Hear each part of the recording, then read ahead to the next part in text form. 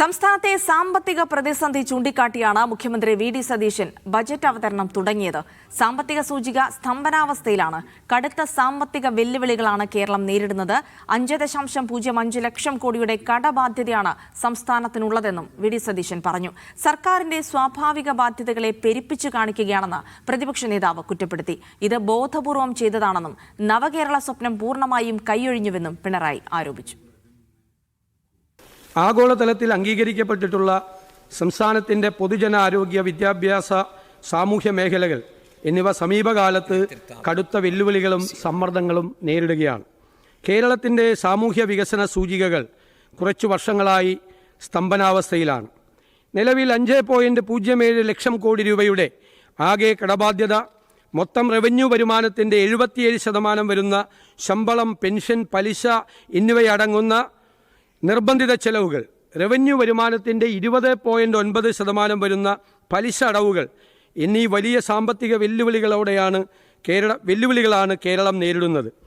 ധവളപത്രം വികസനക്ഷേമ പദ്ധതികളിൽ നിന്ന് വരുന്ന വർഷങ്ങളിൽ ഒഴിഞ്ഞു നിൽക്കാനുള്ള ഒരുതരം മുൻകൂർ ജാമ്യമെടുക്കലായിരുന്നുവെന്ന് ഇപ്പോൾ വ്യക്തമാവുകയാണ്. സർക്കാരിൻ്റെ സ്വാഭാവിക ബാധ്യതകളുണ്ട്.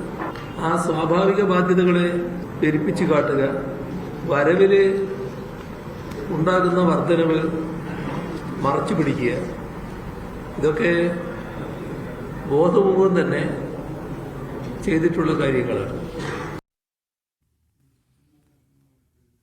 ആസൂത്രണമില്ലാത്ത ബജറ്റാണ് അവതരിപ്പിച്ചതെന്ന് പ്രതിപക്ഷ നേതാവ് പിണറായി വിജയൻ. ക്ഷേമ ആശ്വാസ നടപടികൾ പൂർണ്ണമായും കൈയൊഴിഞ്ഞു. സ്വകാര്യ മേഖലയെ പ്രോത്സാഹിപ്പിക്കുന്നതാണ് മിഷൻ സമുദ്ര പദ്ധതി. കിഫ്ബിയുടെയും ലൈഫ് മിഷന്റെയും ചിറകരിയുന്ന നയമാണ് ബജറ്റിലുള്ളതെന്നും പിണറായി വിജയൻ ആരോപിച്ചു.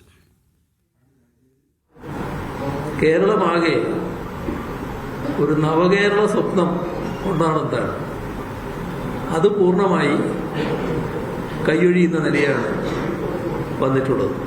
അതോടൊപ്പം ഭാവി കേരളത്തെ രൂപപ്പെടുത്താനുള്ള ഒരു ബ്ലൂ പ്രിന്റും ഇതിൽ കാണാനില്ല.